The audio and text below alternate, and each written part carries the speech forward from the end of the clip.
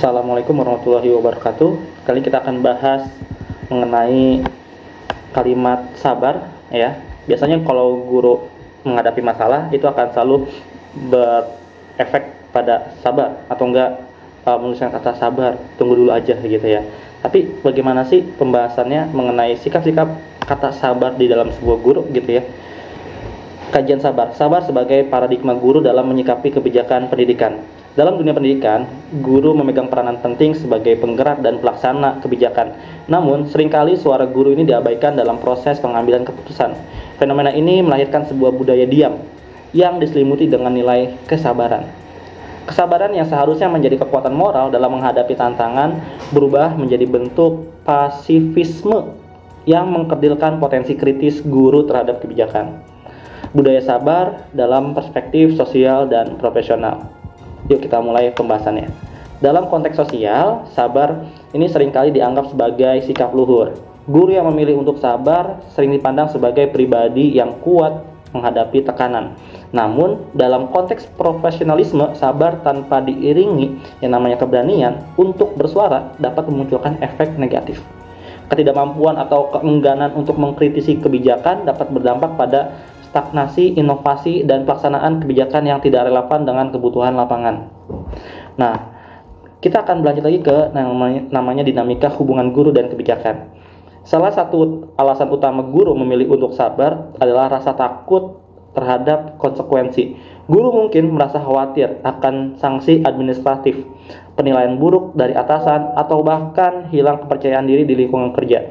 Struktur hierarki yang kaku dalam sistem pendidikan seringkali meminggirkan peranan guru dalam proses pengambilan kebijakan.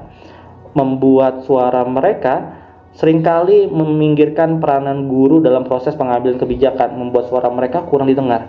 Hal ini diperparah oleh kurangnya wadah resmi untuk menyampaikan aspirasi. Kesabaran dan kebijakan yang tidak berpihak. Beberapa kebijakan pendidikan ini seringkali lahir tanpa mempertimbangkan yang namanya masukan dari guru sebagai pelaksana utama. Misalnya, kebijakan yang terlalu teknokratis dan tidak kontekstual dapat menjadi beban tambahan.